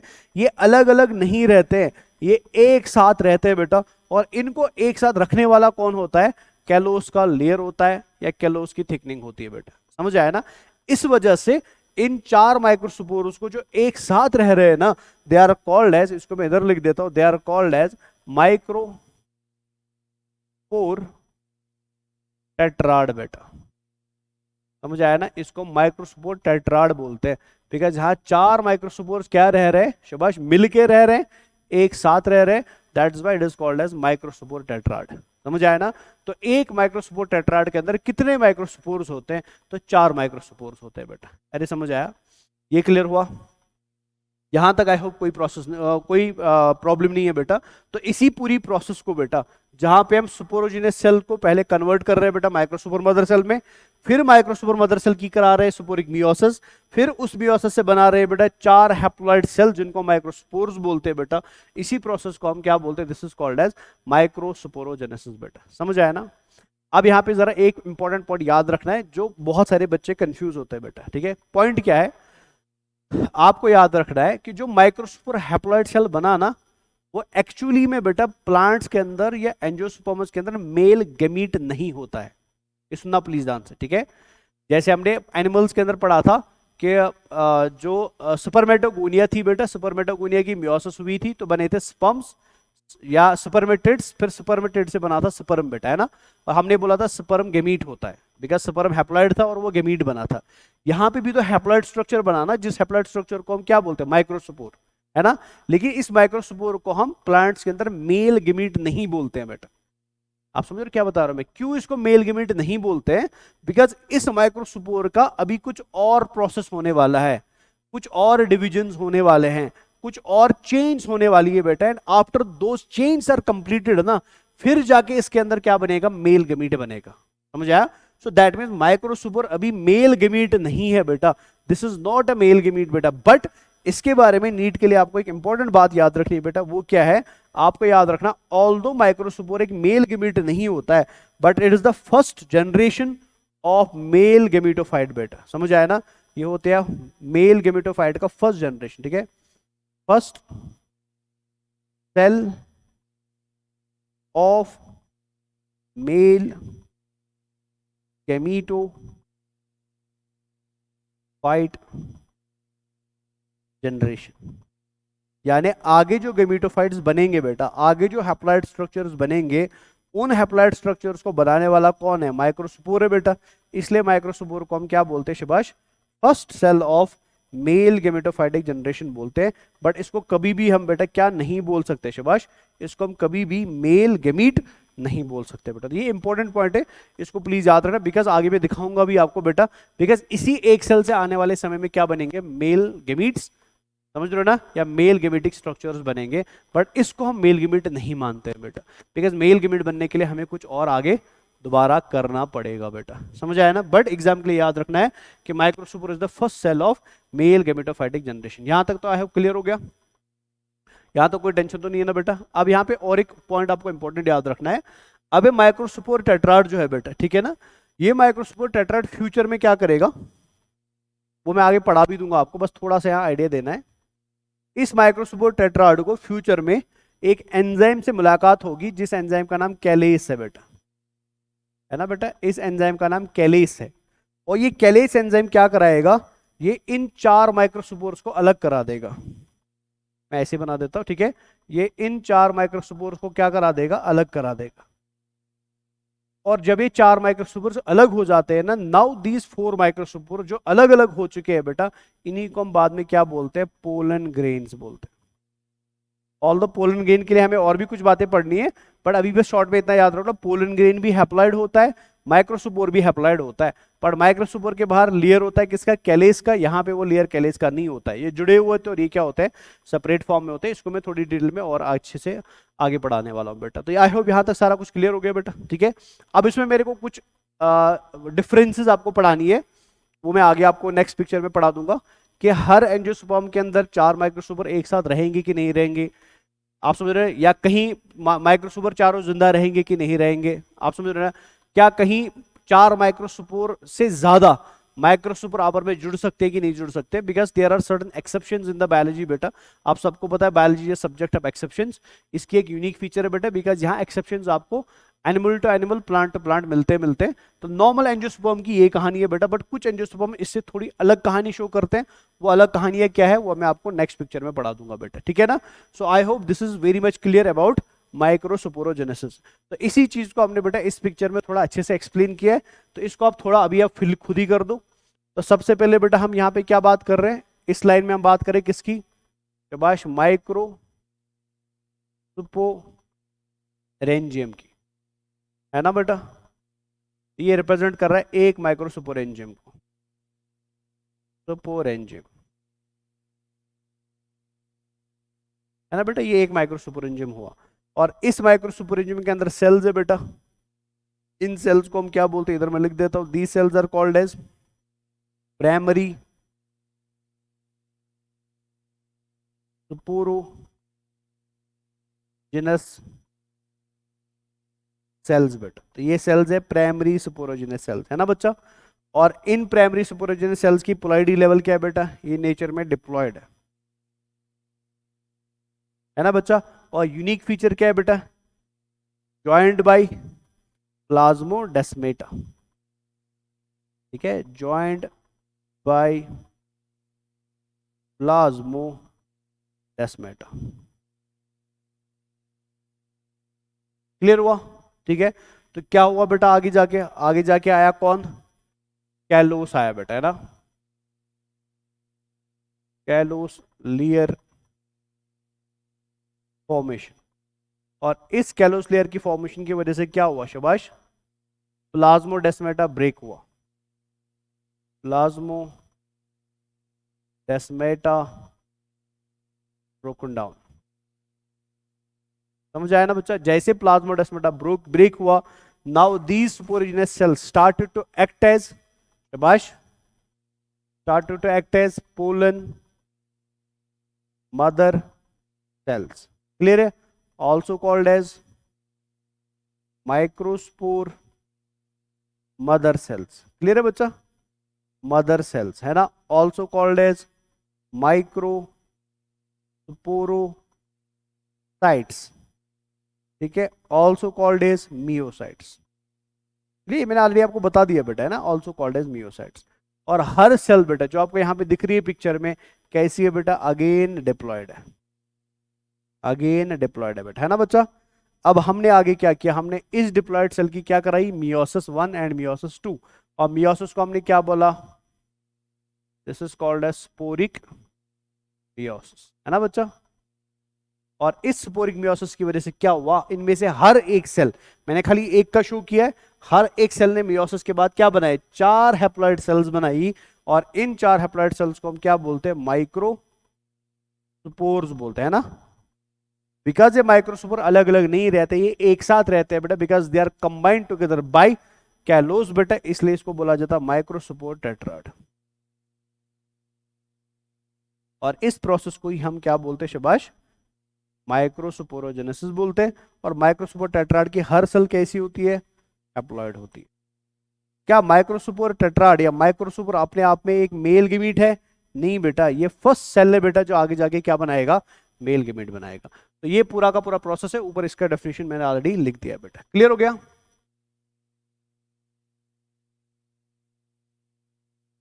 अब इधर प्लीज नजर रखो ध्यान से बेटा, ठीक है। हमारे पास अब इस माइक्रोस्पोर टेट्राड की ना कुछ एक्सेप्शंस है, जो मैं वन बाय वन इधर नोट डाउन करा दूंगा आपको बेटा, ठीक है। पहले इधर करा देते हैं, इधर लिख देता हूं मैं ऐसा, ठीक है, नजर रखे ध्यान से। होता क्या है बेटा, मैंने आपको अभी भी बोला, इस पिक्चर की तरफ नजर रखो ध्यान से, मैंने आपको अभी बोला ये हमारा माइक्रोस्पोरेंजियम है, ये हमारा माइक्रोस्पोरेंजियम है, ये भी माइक्रोस्पोरेंजियम है, और ये भी माइक्रोस्पोरेंजियम है ना। और हर माइक्रोस्पोरेंजियम के अंदर सेल्स है बेटा, these cells are called as sporogenous cells, जो फ्यूचर के अंदर बेटा इसी माइक्रोस्पोरेंजियम के अंदर, इसी स्ट्रक्चर के अंदर बेटा कन्वर्ट किस में होंगी शाबाश, माइक्रोस्पोर टेट्राड के अंदर होंगे बेटा, है ना बच्चा। तो जब एक पोलन मदर सेल, जो ये सिंगल पोलन मदर सेल है, कन्वर्ट हो जाती है माइक्रोस्पोर टेट्राड के अंदर, तो हर माइक्रोस्पोर टेट्राड अलग रहता है। जैसे इमेजिन कर लो फॉर, मैंने ये सेल ए की बात करी, ये ए का माइक्रोस्पोर टेट्राड हुआ जो अलग रहेगा। फिर बी सेल की मियोसिस हुई, वो बी टेट्राड बनाएगा, वो अलग रहेगा। फिर सी सेल की माइटोसिस हुई, मियोसिस हुई, और उसने सी टेट्राड बनाया जो अलग रहेगा। फिर डी सेल की मियोसिस हुई, वो डी टेट्राड बनाएगा जो अलग रहेगा, so on and so fourth बेटा, समझ आया ना। यानी अगर एक माइक्रोस्पोरेंजियम के अंदर, सुनना ध्यान से, एक माइक्रोस्पोरेंजियम के अंदर 1000 सेल्स है बेटा, कौन सी शाबाश, पोलन मदर सेल्स, तो ऑटोमेटिकली वो बनाएंगी 1000 माइक्रोस्पोर टेट्राड्स, और हर माइक्रोस्पोर टेट्राड अलग अलग रहेगा बेटा, ये समझ रहे हो ना। लेकिन हमको एक्सेप्शन देखने को मिला बेटा 2 फैमिलीज के अंदर, जिन फैमिलीज का नाम क्या है बेटा, इधर लिख देता हूं, ऑर्चिडिएसी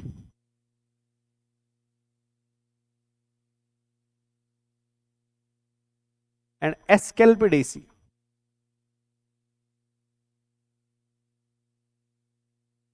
ठीक है, ये एक्सेप्शन है बेटा, ठीक है।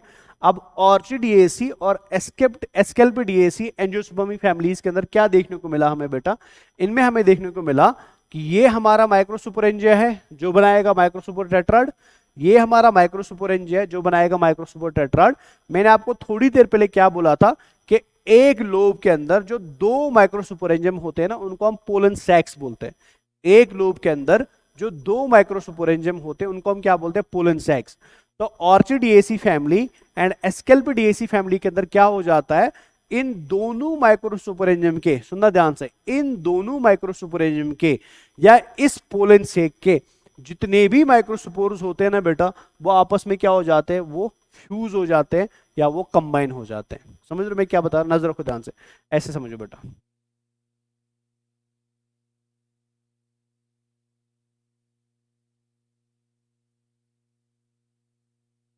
ऐसे समझो उसको, ठीक है।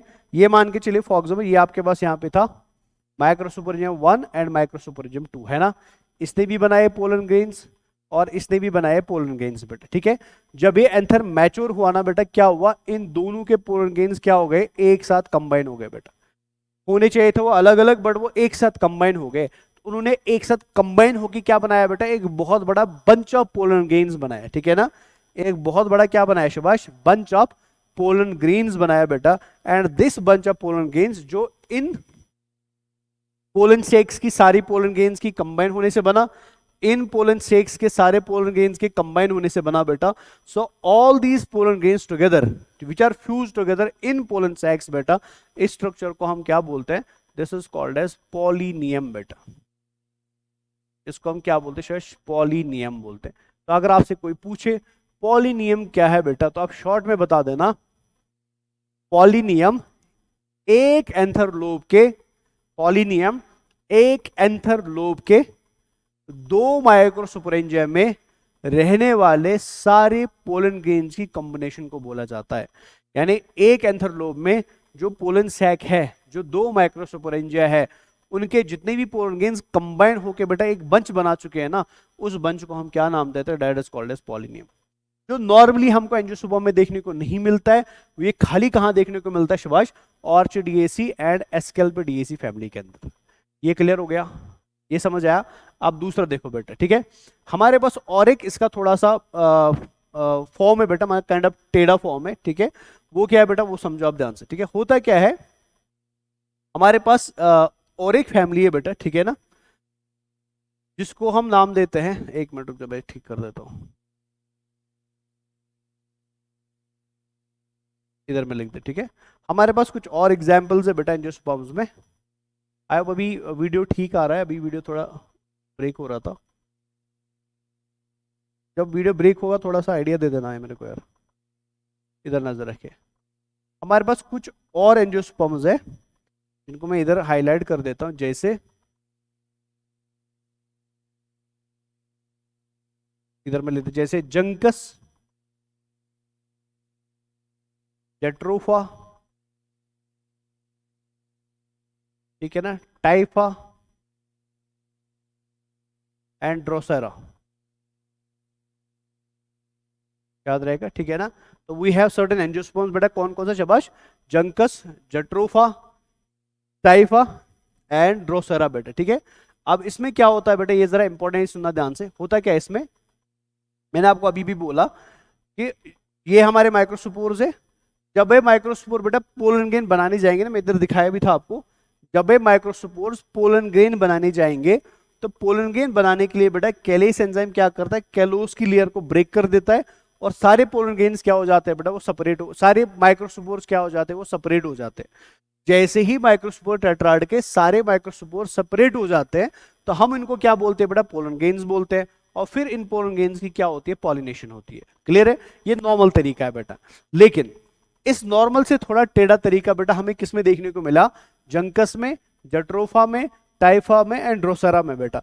जंकस, जट्रोफा, टाइफा एंड ड्रोसेरा में क्या होता है बेटा कि इनका माइक्रोस्पोर टेट्राड जो है ना बेटा, वो कभी भी सेपरेट नहीं होता है, वो वैसा का वैसा रहेगा। यानी पोलन ग्रेन बनाने के लिए यहाँ पे जो माइक्रोस्पोर्स होते हैं वो सेपरेट नहीं होते बेटा, वो एक साथ ग्रुप में ही रहते हैं। आप समझ रहे हो ना, वहां पे सारे पोलन ग्रेन चिपके थे जिसको हमने पॉलिनियम बोला था, यहाँ सब नहीं चिपकते हैं। यहाँ माइक्रोस्पोर टेट्राड तो बनेंगे, मतलब 100 सेल्स अगर थी तो 100 माइक्रोस्पोर टेट्राड बनेंगे, लेकिन माइक्रोस्पोर टेट्राड पोलन ग्रेन बनाते समय सेपरेट नहीं होगा, कैलेस एंजाइम का फॉर्मेशन नहीं होगा। तो माइक्रोस्पोर टेट्राड किस फॉर्म में रहेगा, वो माइक्रोस्पोर टेट्राड के फॉर्म में ही रहेगा, वो सेपरेट नहीं होगा बेटा। आप समझ रहे मैं क्या बता रहा हूं। तो यहां जो पोलन ग्रेन बनेगा ना बेटा, उसके अंदर बेटा एक माइक्रोस्पोर नहीं होगा, उसके अंदर 4 माइक्रोस्पोर्स होंगे बेटा। तो ऐसी particular formation of pollen grain को हम क्या बोलते हैं, this is called as compound pollen बेटा, ठीक है। इसको हम क्या बोलते हैं शबाश, कंपाउंड पोलन बोलते हैं। ये समझ आया। तो कंपाउंड पोलन का मतलब क्या होता है कि जहां 4 माइक्रोस्पोर्स पोलन ग्रेन बनाने के लिए सेपरेट नहीं होंगे बेटा, वो एक साथ रहेंगे। बिकॉज वो एक साथ रहते हैं बेटा एक टेट्राड के अंदर, इसलिए बेटा इस फॉर्मेशन को हम क्या बोलते हैं, कंपाउंड पोलन बोलते हैं। ये समझ आया। नेक्स्ट बेटा, ठीक है, हमारे पास और एक एग्जाम्पल है बेटा, एंड वेरी यूनिक एग्जाम्पल है, इसको मैं इधर हाईलाइट कर देता हूँ। हमारे पास और एक एग्जाम्पल है बेटा एक प्लांट की, तो इधर लाते हैं, ठीक है। प्लांट का नाम है कैलोट्रोपस बेटा, इधर मैं हाईलाइट करा देता हूँ, ठीक है ना। तो प्लांट का नाम क्या है, शाबाश, प्लांट का नाम है कैलोट्रोपस प्लांट, ठीक है। कैलोट्रोपिस प्लांट के अंदर हमें क्या देखने को मिला, ये सुनना ध्यान से। कैलोट्रोपिस प्लांट के अंदर हमें क्या देखने को मिला कि इस साइड में, ये सुनना ध्यान से बेटा, इस साइड के अंदर ये दोनों मिक्स होके बने पॉलिनियम, इस साइड के अंदर ये दोनों मिक्स होके बने पॉलिनियम, है ना। कैलोट्रोपिस के अंदर क्या हुआ बेटा, पॉलिनियम से भी खतरनाक चीज बन रही है, ठीक है। कैसे खतरनाक चीज बन रही है, ये दोनों मिलके बने एक पॉलिनियम, ये दोनों मिलके बने बेटा और एक पॉलिनियम, ये कुछ ऐसा पिक्चर बनेगा, ठीक है। तो ये मान के चलो फॉर ये पॉलिनियम 1 बना ऐसे, है ना, और ये पॉलिनियम 2 बना ऐसे बेटा, ठीक है। इस पॉलिनियम के अंदर बहुत सारे पोलन गेन्स हैं, है ना, और इस पॉलिनियम के अंदर बहुत सारे पोलन गेन्स हैं बेटा, क्लियर है। तो अब ये क्या करता है कैलोट्रोपिस प्लांट, ये इन दोनों पॉलिनियम्स को बेटा एक साथ कंबाइन करवा देता है ऐसे, ये दोनों पॉलिनियम कंबाइन हो गए ऐसे, है ना बेटा। और ये जो स्ट्रक्चर इनको कंबाइन कर रहा है एक साथ, दिस इज कॉल्ड एज कॉर्डिकल बेटा। इस स्ट्रक्चर को हम क्या बोलते हैं, कॉर्डिकल बोलते हैं। तो कैलोट्रोपिस प्लांट के अंदर दो पॉलिनियम को जोड़ने वाला एक स्ट्रक्चर बनाया जाता है, that structure is called as caudicle, समझ आया। और इस कॉर्डिकल के ऊपर बेटा एक स्टिकी स्ट्रक्चर लगाया जाता है जो इंसेक्ट की बॉडी से आराम से चिपक सकता है बेटा, ठीक है। ये इंसेक्ट की बॉडी से इमेजिन कर लो, फॉर एग्जांपल कैलोट्रोपिस प्लांट के अंदर पोलन गेन्स ने क्या बना दिए, पॉलिनियम बना दिए। दो पॉलिनियम को हमने जोड़ा बेटा एक ब्रिज के द्वारा, जिस ब्रिज को हमने क्या बोला, कॉर्डिकल बोला, और कॉर्डिकल के ऊपर हमने गोंद लगा दी बेटा, समझ आया ना। जैसे इंसेक्ट कैलोट्रोपिस प्लांट के ऊपर बैठेगा ना, ये गोंद उससे चिपक जाती है बेटा, और जब वो इंसेक्ट उड़ जाएगा, वो एक पोलन गेन लेके नहीं जाएगा, वो सारे पोलन गेन्स को लेके जाएगा बेटा, समझ आया ना, ये क्लियर हो गया। तो इस स्ट्रक्चर को जो यहां पे बना बेटा, this structure is called as disc बेटा, इसको हम क्या बोलते हैं शबाश, डिस्क बोलते हैं। ये क्लियर हो रहा है ना बेटा, इस स्ट्रक्चर को हम क्या बोलते हैं शबाश, डिस्क बोलते हैं। और it is also called as, इधर मैं लिख देता हूं, it is also called as corpusculum, corpusculum बेटा, समझ आया ना। और इस स्ट्रक्चर को, ये क्लियर हुआ बेटा, ठीक है ना। तो हमने क्या देखा, हमने देखा in case of Calotropis plant, ये हमारे पास दो माइक्रोसुपरेंजिया थे, कंबाइन होके बेटा पॉलिनियम बने, क्लियर है। ये हमारे पास बेटा यहाँ पे अगेन दो माइक्रोसुपरेंजिया थे, कंबाइन होके पॉलिनियम बने। हमने इस पॉलिनियम और इस पॉलिनियम को उठा के बेटा किससे चिपकाया, कॉर्डिकल से। कॉर्डिकल के ऊपर क्या लगाई बेटा, डिस्क लगाई। अब ये पूरा स्ट्रक्चर पॉलिनेशन में क्या करेगा बेटा, पार्टिसिपेट करेगा। फिर इंसेक्ट इस पूरे स्ट्रक्चर को पॉलिनेशन में उठा के ले जाएगा बेटा। तो इस पूरे स्ट्रक्चर को बेटा हम कैलोट्रोपिस प्लांट के अंदर क्या बोलते हैं, this is called as translator, this is called as translator apparatus, this is called as translator apparatus, समझ आया। ये कुछ अलग एक्सेप्शंस है जो आपको याद रखनी है, एनसीईआरटी में ज्यादा नहीं है, बट फिर भी अलग से आप याद रख लेना कि microspore tetrad can form pollinium, can form more complex structure in pollinium, जिसको हम ट्रांसलेटर apparatus बोलते हैं, और can also form compound pollen बेटा, ठीक है। तो इस चीज से आपकी सारी की सारी क्या हो जाती है, खत्म, माइक्रोस्पोरोजेनेसिस बेटा। ये क्लियर हो गया, ठीक है। इसमें और एक बात भी आप याद रख सकते हो, आप याद रखना चाहो तो कहाँ लिखा सकता हूं मैं, तो मैं इधर लिखा देता हूं इसको, इधर ले आता हूं, ठीक है। हमारे पास और एक एंजियोस्पर्मिक फैमिली है बेटा, ठीक है ना। इस फैमिली का नाम है साइप्रिएसी फैमिली,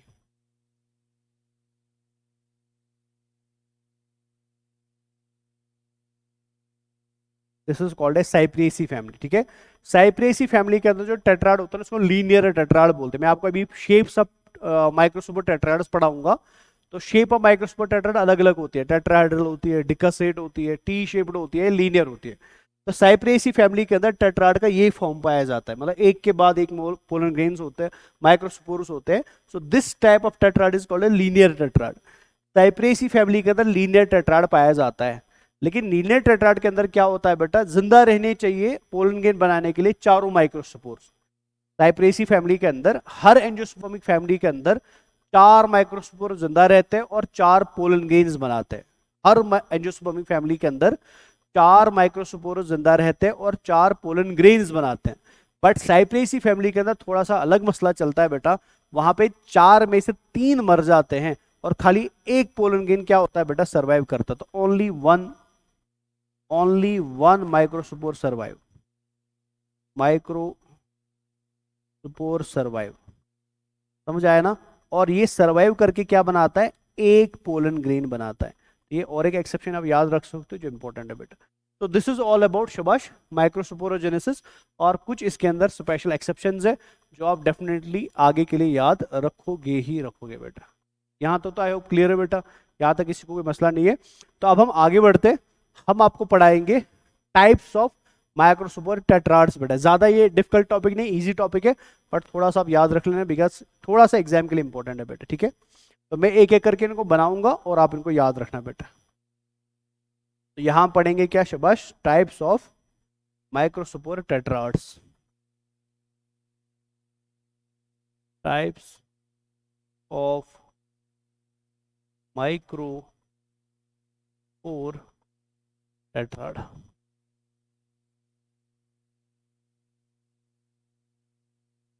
ठीक है, पहली बात तो ये क्लियर याद रखनी है कि हर माइक्रोस्पोर टेट्राड में 4 माइक्रोस्पोर्स होंगे, एक्सेप्शन है साइप्रेसी फैमिली। तो क्या क्या टाइप्स होते हैं बेटा, तो पहले टाइप्स लिख देते हैं, फिर मैं पिक्चर भी बना देता हूं नीचे, ठीक है ना। सबसे पहला टाइप जो माइक्रोस्पोर टेट्राड का हम लिखेंगे,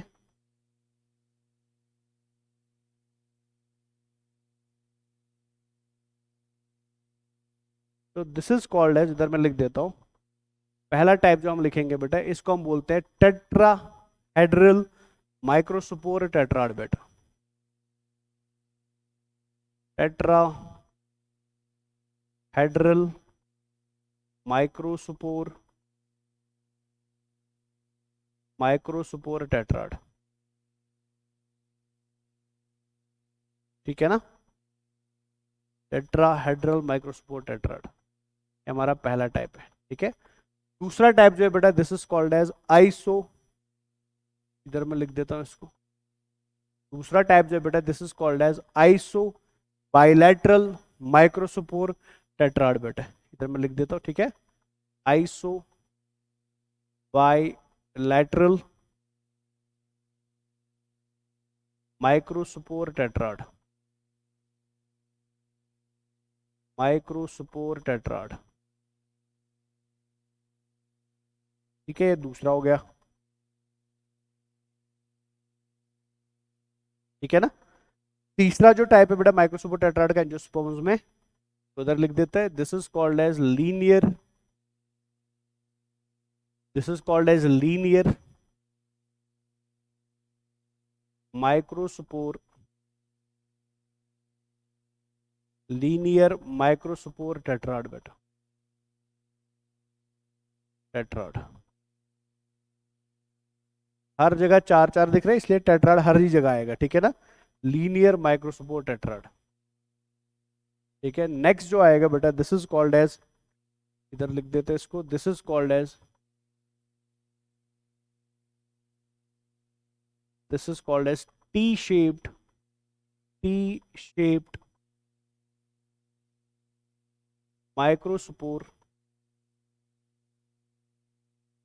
माइक्रोस्पोर टेट्राड,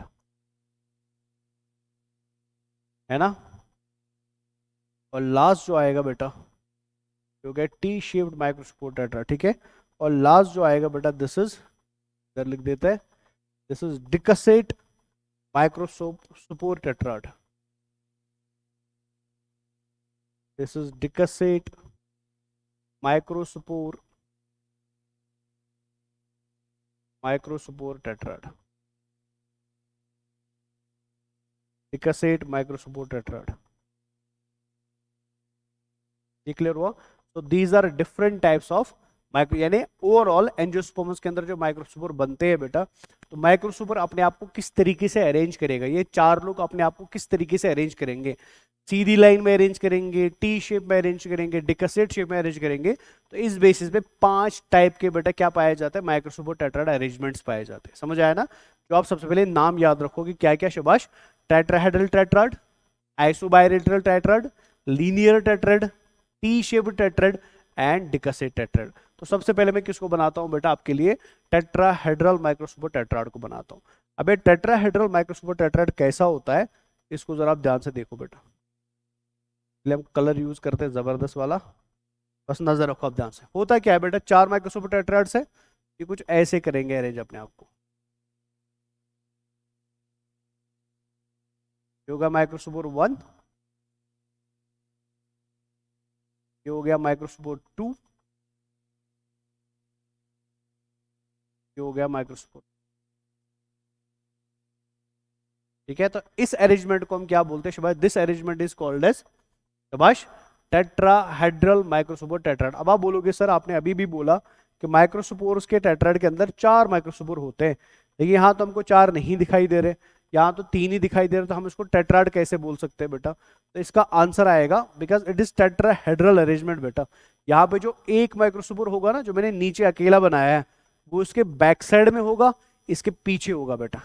आप समझ रहे हो ना, मतलब नीचे ऐसे 2 होंगे, फिर ऊपर ऐसे 2 होंगे बेटा। नीचे ऐसे 2, ऐसे 2 नीचे देख लो, और ऊपर ऐसे 2 देख लो, तो ओवरऑल 4 हो गए ना। लेकिन पिक्चर में आपको 3 ही क्यों दिखाई दे, बिकॉज इसके पीछे और एक बैक साइड में होगा, तो टोटल कितने हो गए बेटा 4। तो इस अरेंजमेंट को हम क्या बोलते हैं, this is called as tetrahedral microscope arrangement. तो इसमें कुछ पॉइंट्स हमें लिखने हैं, वो मैं आगे लिखा दूंगा, ठीक है। नेक्स्ट जो हमारा है बेटा, दिस इज आइसोबायलैटरल अरेंजमेंट। तो आइसोबायलैटरल कैसा होता है, तो इसको भी देख लेते हैं एक बार। ये कुछ ऐसा होगा बेटा।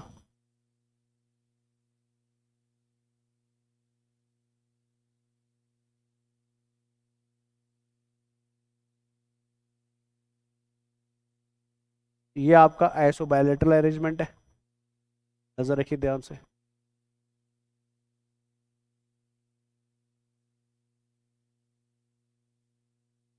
ये हो गया माइक्रोस्कोप 1, ये हो गया माइक्रोस्कोप 2, ये हो गया माइक्रोस्कोप 3, और ये हो गया माइक्रोस्कोप 4। समझ आया, ये क्लियर हो गया ना। सो इस अरेंजमेंट को हम क्या बोलते हैं सुभाष, अगर 1 मिनट ये करना था ऐसे,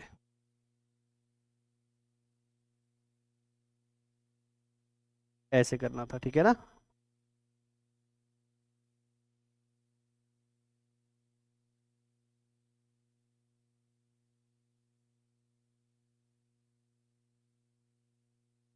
ऐसे, ये हो गया आपका कौन सा arrangement Subhash, this is iso bilateral arrangement बेटा। क्लियर हो गया, तो ये हम हटा देते हैं।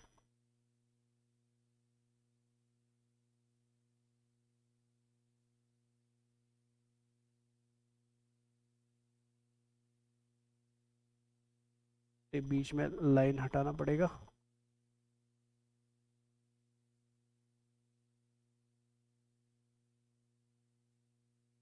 चलिए, तो ये आपका हो गया अरेंजमेंट नंबर 2। इस अरेंजमेंट को हम क्या बोलते हैं सुभाष, दिस इज कॉल्ड एज,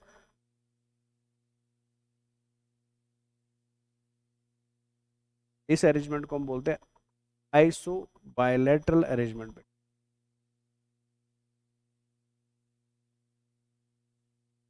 ठीक है ना, लीनियर तो इजी है बेटा, ठीक है। लीनियर में कितने होंगे, 4, जो आपने ऑलरेडी देखा भी पीछे। तो ये आपका लीनियर अरेंजमेंट होगा बेटा, ठीक है। ऐसे, ये होगा माइक्रोस्कोप 1, ये होगा माइक्रोस्कोप 2, ये होगा माइक्रोस्कोप 3, और ये होगा माइक्रोस्कोप 4। तो इस अरेंजमेंट को हम क्या बोलते हैं, दिस इज कॉल्ड एज शाबाश लीनियर अरेंजमेंट बेटा। ये आपकी लीनियर अरेंजमेंट, तो ईजी है।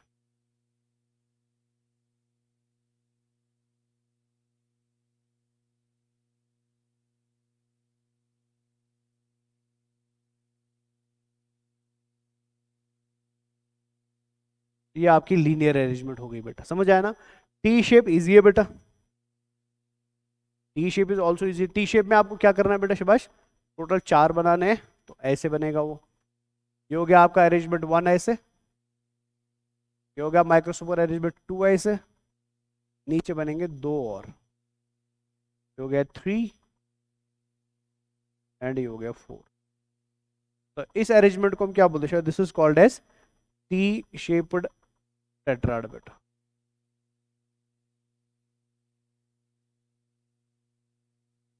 ये हो गया टी शेप, क्लियर है ना। तो पहला अरेंजमेंट कौन सा था शिबाश?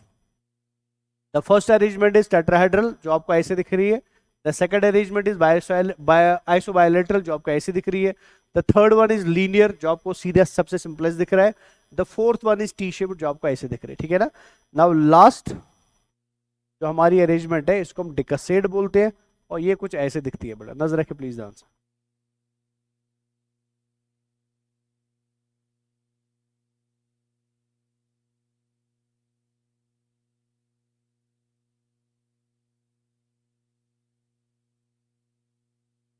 ये हो गया माइक्रोस्पोर 1,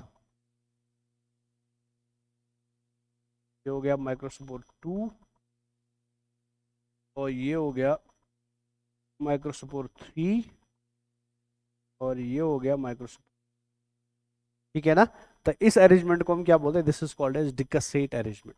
तो ये 4 अरेंजमेंट्स हैं, आपको चारों याद रखनी है बेटा, बट डिस्कशन खाली 2 का याद रखना है जो मैं आगे आपको लिखाने वाला, ठीक है।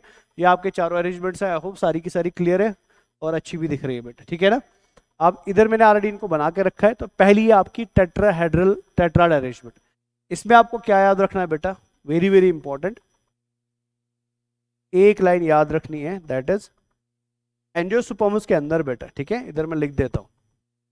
एंजियोस्पर्म्स के अंदर जो most common type of tetrad arrangement होती है, ठीक है, इधर मैं लिख देता हूं। एंजियोस्पर्म्स के अंदर most common type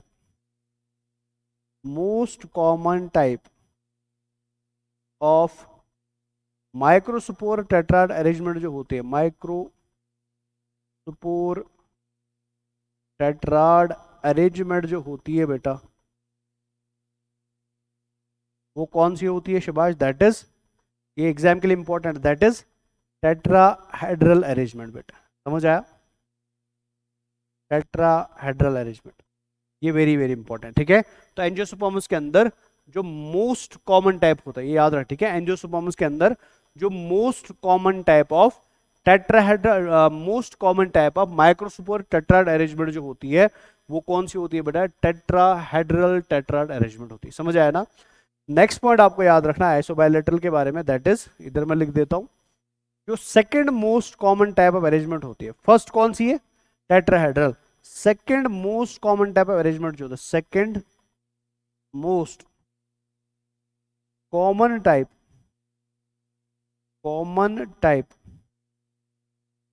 of microspore tetrad arrangement जो होती है, माइक्रोस्पोर टेट्राड अरेंजमेंट जो होती है, टेट्राड अरेंजमेंट जो होती है वो कौन सी होती है शिबाश? वो होती है, जल्दी जल्दी शिबाश, आइसो बायलैटरल अरेंजमेंट बेटा, याद रहेगा। तो फर्स्ट कॉमन टाइप कौन सी है? Tetrahedral. And second common type कौन सी है बेटा शिबाश? Iso bilateral, clear. तो अगर आपको सीधे ऐसा क्वेश्चन पूछा जाता है which of the following is the most common type of arrangement in angiosperms, तो आंसर आएगा tetrahedral. Which of the following is the second most common type, तो आंसर क्या आएगा बेटा? आइसो बायलैटरल, ठीक है। अब आपको एक चीज ऑलरेडी पता है बेटा कि एंजियोस्पर्म्स आर ऑफ 2 टाइप्स, इधर दे आर मोनोकॉट्स और दे आर डाइकॉट्स बेटा, है ना। तो अब इन 2 अरेंजमेंट्स में से कौन सी मोस्ट कॉमन है मोनोकॉट्स के लिए, कौन सी मोस्ट कॉमन है डाइकॉट्स के लिए, वो भी आपको याद रखना पड़ेगा। जनरलाइज करके याद रखना है, अगर नॉर्मल एंजियोस्पर्म पूछा जाए तो पहले नंबर पे आएगा टेट्राहेड्रल, दूसरे नंबर पे आएगा आइसोबायलैटरल। लेकिन अगर मोनोकॉट एंड डाइकॉट के कंपैरिजन में पूछा जाए तो तब आपको याद रखना पड़ेगा जरूरी बेटा, दैट इज, मैं इसको इधर हाईलाइट कर देता हूं। टेट्राहेड्रल अरेंजमेंट जो होती है बेटा, इसको मैं इधर लिख देता हूं। टेट्राहेड्रल अरेंजमेंट जो होती है बेटा, it is the most common type of arrangement. All they पूरे एंजियोस्पर्म्स में तो है ही मोस्ट कॉमन, लेकिन एंजियोस्पर्म्स के अंदर बेटा ये प्रायोरिटी पे फर्स्ट कॉमन टाइप बेटा कहां देखने को मिलती है? डाइकॉट्स के अंदर, ठीक है ना, डाइकॉट्स के अंदर। और आइसोबायलैटरल अरेंजमेंट जो है बेटा, ये सेकंड मोस्ट कॉमन तो है ही, बट ये मोस्ट कॉमन किन के अंदर देखने को मिलते हैं? मोनोकॉट्स के अंदर, मोनोकॉट्स के अंदर, समझ आया। दोनों के अंदर क्या मिलेंगे आपको? 4 माइक्रोस्पोर्स देखने को मिलेंगे बेटा, क्लियर हो गया। तो बाकियों की आपको याद रखने की जरूरत नहीं, मैंने इसका तो ऑलरेडी बताया, साइप्रेसी, ठीक है। तो बाकियों का आपको एग्जाम्पल याद रखने की जरूरत नहीं है, बट अरेंजमेंट एटलीस्ट याद रखना जरूरी है बेटा।